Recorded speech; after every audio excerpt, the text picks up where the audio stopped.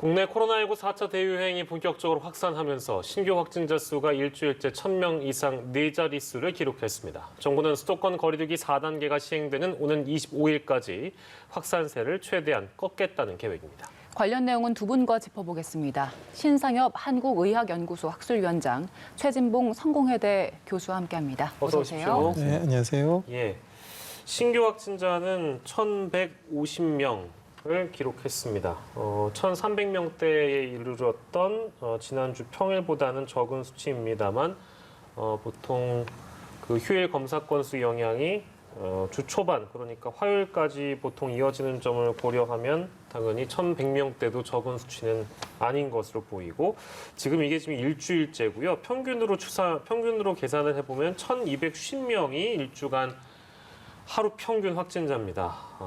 수치가 많은 상황이죠.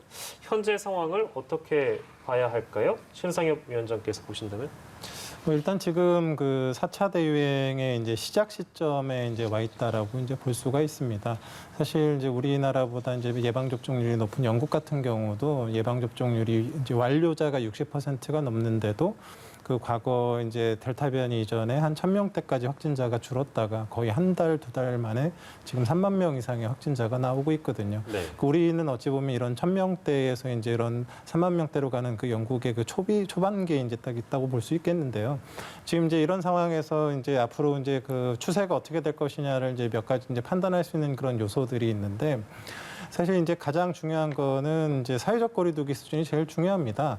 이 4차 대유행 이전까지 지금 계속적으로 이제 수도권 이동량 뭐 이런 비수도권 이동량 막론하고 계속 늘고 있었거든요. 근데 이 이동량 증가라는 게 사회적 거리두기의 수준을 좀 나타내게 됩니다. 그래서 지금 뭐 장기간 사회적 거리두기로 피로감도 있고 또 이제 뭐 방역 완화에 대한 그런 메시지들로 인해서 좀 긴장감이 풀어졌던 부분들이 있어서 일단 사회적 거리두기가 좀 이제 좀 약화되고 있었는데, 그래도 그나마 이제 그 이전까지 그 한 달 전 정도까지만 해도 그 백신 접종이 진행되면서 그 완화됐던 부분들을 보완해서 그 재생산 지수라고 해서 이 유행의 이제 전파 정도를 나타내는 수준이 이제 그 통제가 되고 있는, 확산되지 않은 수준을 유지를 했었는데, 예.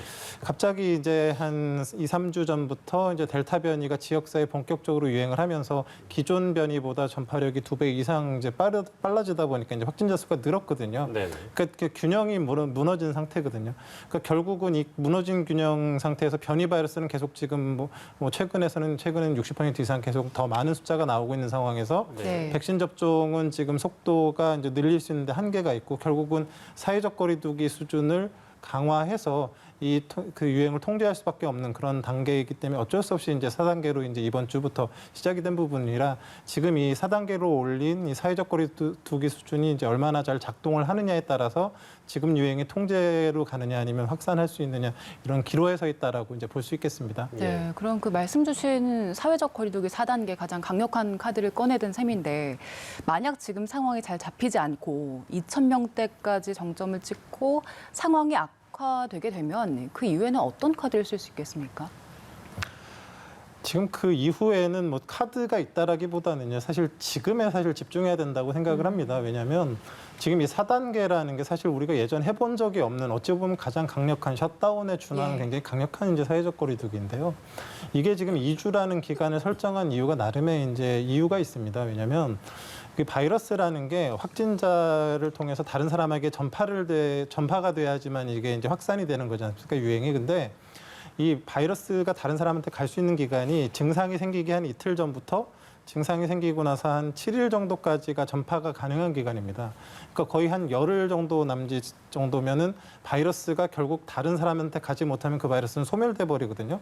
근데 2주 동안 정말로 전 국민이 열심히 그 사회적 거리두기를 잘 지켜서 바이러스가 다른 사람을 감염시키고 싶은데 만나지를 못하게 되는 그런 상황들이 벌어지게 된다 그러면, 그 확진자 안에 지금 지역사회 무증상 감염자들도 무지무지 많은데 우리가 지금 찾아낼 수가 없는데, 그런 분들 안에 있는 바이러스들이 소멸이 되면서 바이러스의 지역사회 총량이 감소하게 되고, 그러면 이제 그 이후에는, 그 2주가 지난 이후에는 바이러스 통제가 훨씬 더 이제 용이해질 수 있는 그런 부분들이 있습니다. 알겠습니다.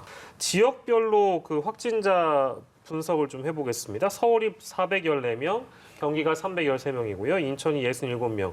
뭐 많이들 아시는 대로 수도권이 많이 분포가 돼 있습니다. 72.4%, 794명인데요.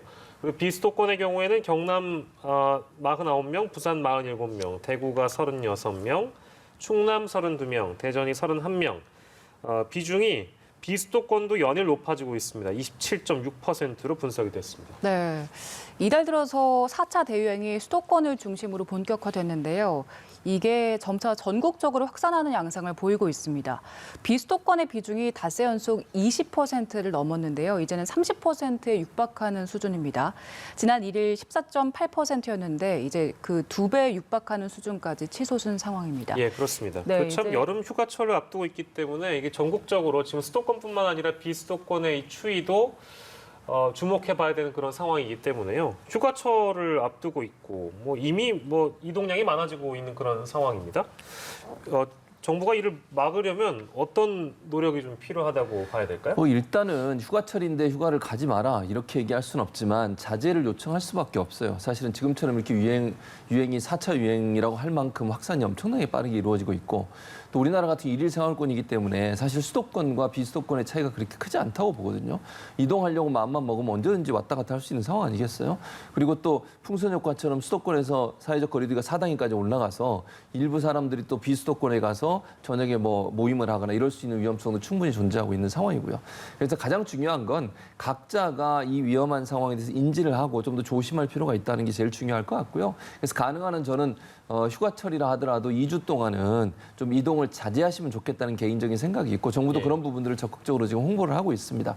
그러나 불가피하게 휴가를 떠나야 되는 상황이라고 하면 그래도 주의할 부분은 첫째는 개인 방역 철저히 하는 거예요. 마스크 착용, 손 소독하는 거 이거 끊임없이 해야 된다고 보고요. 그다음에 거리두기 명확하게 해야 되고요. 예를 들면 휴가지에 가서 식당에 가든 아니면 어느 모임의 장소에 갔을 때 거리두기가 제대로 지켜지도록 분명히 해야 되는 게 분명하고요. 예. 또 하나는 가능한 한 휴가를 떠날 때 예전 같으면 코로나 상황이 아니면 가족끼리 같이 가거나 옆집에 있는 이웃들과 함께 떠나는 경우도 많이 있잖아요. 예. 그거 다 하지 말으셔야 됩니다.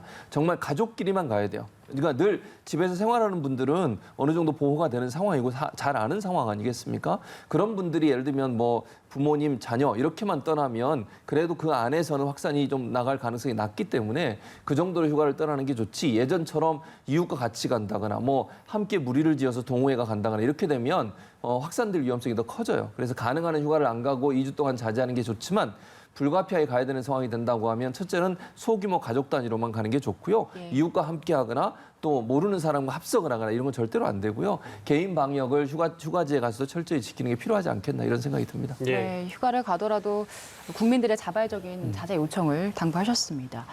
저희 변이 바이러스 이야기해 볼 텐데요. 지금 페루발 람다 변이 바이러스가 남미 전역으로 확산된 상황입니다. 상황을 살펴보니까 지금 아르헨티나, 칠레에서는 확진자의 3분의 1을 차지하고 있는 상황이고 WHO에서도 이 람다 바이러스를 굉장히 주시해서 보고 있더라고요. 일단 어떤 특징이 있는 바이러스입니까? 일단 이제 변이 바이러스가 이제 계속 여러 개가 나온다 보니까 좀 정리를 해드리면요. 네. 과거에는 무슨 인도발, 영국발에서 이제 그런 주로 발생 지역을 통해서 이제 변이 바이러스 이름을 불렀다 그러면 지금 얼마 전부터 이제 WHO가 그 그리스 알파베타부터 해갖고 오메가까지 이제 24개가 있는데 이제 그 주요 변이가 생길 때마다 이제 이렇게 하나씩 알파베타 이렇게 이름을 붙여주고 있습니다. 그래서 네. 람다 변이는 이제 11번째 변이고요. 이제 그 6월 14일에 이제 가장 최근에 이제 그러니까 WHO에서 등록한 변인데 이제 원래 지금 11개 중에서 지금 3개가 빠지고 주요 변이랑 관심 변이 4개가 지금 이제 WHO가 관찰을 하고 있고요. 예. 주요 변이는 전 세계적으로 대유행을 하면서 문제를 일으키고는 정말 중요한 변이 알파, 베타, 감마, 델타 우리가 지금 알고 있는 변이고요. 나머지 4개 중에 가장 마지막에 발견된 이 람다 변이가 예. 지금 이제 관심 변이 중에 하나입니다. 근데 예. 지금 6월 14일에 이제 WHO에서 등록하고 나서 지금 연구가 충분히 되거나 그런 건 아닌데 지금 문제가 이제 페루 같은 경우는 전체 그 확진자의 80% 이상이 이런 람다 변이가 나타나고 있으면서 좀 그 페루가 이제 특징적인 것 중에 하나가 사망률이 전 세계에서 가장 높은 나라 중에 하나로 알려져 있습니다. 그리고 예. 그 확산 속도도 빠른 것 같고 뭔가 좀 확진자 그 중에서 이제 사망자 수도 많고 그렇다 보니까 이제 혹시 보통 이제 변이 바이러스가 이제 변이가 되게 되면 전파력이 올라가고 백신의 효과를 무력화시키는 그런 특징들이 있기 때문에 그런 효과들 때문에 사실은 뭐 치명률이 올라간다기보다는 백신의 효과를 듣지 않게 만들므로 인해서 이제 사망률이 올라갈 가능성이 있는데 이제 그런 부분에 대한 연구들이 좀 진행이 되고 있는데 예. 아직은 얼만큼 전파력이 높은지 얼만큼 백신을 회피하는지에 대한 많은 연구가 나오진 않고 있지만 예. 지금 백신이 그 변이가 일어난 부위들은 전파력 증가와 백신의 그런 항체 효과를 회피하는 그런 가능성이 높을 수 있다. 이런 부분들에 대해서 주시하고 WHO에서 관찰하고 좀 연구를 하고 있습니다. 예, 그렇군요. 람다 변이에 대한 부분 저희가 짚어봤고요.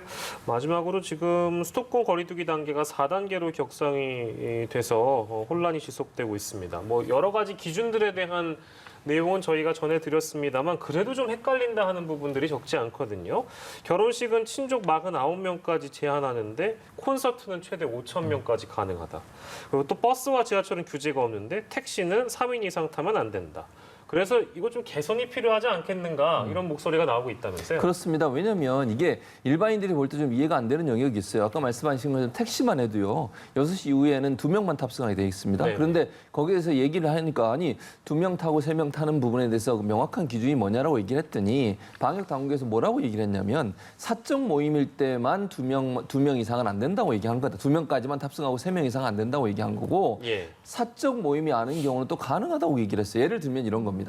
퇴근할 때 6시에 퇴근을 하잖아요. 퇴근할 때 직장 동료 3명이 택시를 탔다. 그건 가능하다는 거예요.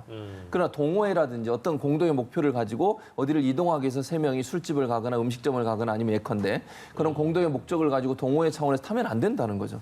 이게 무슨 차이가 있을까요? 뭐 개인적으로 저는 좀 이해는 안 됩니다. 예를 들면 직장인 3명이 타는 건 괜찮고 동호회 모임으로 3명이 타면 안 된다. 이런 기준을 적용하게 되면 어떻게 이걸 확인할 수 있겠어요? 그럼 택시기사가 탈 때마다 물어봐야 되는 거잖아요. 뭐 본인이 뭐 동호회입니까? 아니면 직장인입니까? 이거 구분도 어려운 상황이 되는 것이고 예. 또 하나는 이게 실외 골프장의 샤워 시설 문제 이것도 지금 논란이 되고 있어요. 이거는 구체적으로 안 들어가 있어요. 그러니까 골프를 실내 골프장 말고 밖에서 골프를 치고 이제 들어와서 샤워를 하는 경우가 있을 수 예. 있지 않습니까? 예, 예. 이 샤워 시설 같은 경우에 방역의 내용에 포함이 안 돼 있어요, 지금. 그래서 이건 협회하고 논의 중이라고 하는데 이 부분도 지금 어떻게 결정될지 모르는 상황이고요. 또 하나 문제가 되는 건 이제 BPM이라고 들어보셨죠? 노래 예. BPM. 예. 이게 줌바 댄스, 스피닝 이런 운동 시설. 여기에서 배경음악 쓰는데 BPM의 숫자가 100에서 120 BPM으로 제한을 해놨어요. 120 BPM이 넘어가면 못 쓰게 돼 있습니다. 예. 그러면 예를 들면 싸이의 강남 스타일은 안 돼요. 네, 쓰면 안 됩니다. 그런데 BTS의 버터는 가능해요. 네. 근데 이게 문제는 뭐냐면 이 운영하시는 헬스클럽 운영하시는 분들이 그러면 모든 노래의 BPM을 다 알아야 돼요, 이제. 어떤 노래는 가능하고 어떤 노래는 불가능하지. 이게 분간이 안 가고 또 하나는 사람에 따라 약간 다를 수 있다고 저는 보거든요. 그러니까 나이가 연세가 많으신 분과 젊은 사람이 BPM이 높아요, 낮아요에 따라서 침방울이 더 많이 튀고 안 튈 수도 있고 또 BPM이 100 밑으로 넘어간다고 침방울이 안 뛰는 건 아니잖아요. 이런 문제점들이 발생할 수 있는 것이고 또 하나는 런닝머신도 시속 6km 이하로만 사용하게 돼 있어요. 예. 이 부분도 아까 말씀드린 것처럼 개인에 따라서 약간의 차이가 있을 수 있는 부분이 있는데 이런 부분들이 사실은 그런 개인적인 어떤 특성을 전혀 고려하지 않고 이렇게 적용했을 경우에 효과가 있을 것이냐 이런 불만들이 좀 나오고 있어서 좀 더 구체적으로 어떤 방식으로 할지를 좀 정해야 되는 게 아닌가 이런 지금 논의가 되고 있는 상황입니다. 예, 예. 알겠습니다. 새로운 이제 지침들이 나오게 되면 항상 혼선을 겪기 마련인데 어느 정도 좀 정리가 필요한 내용들이었습니다. 오늘은 브리핑이 좀 중간에 길어졌네요. 두 분의 말씀은 여기서 정리하도록 하겠습니다. 신상엽 한국의학연구소 학술위원장, 최진봉 성공회대 신문방송학과 교수와 이 시간 함께했습니다. 고생하셨습니다. 네.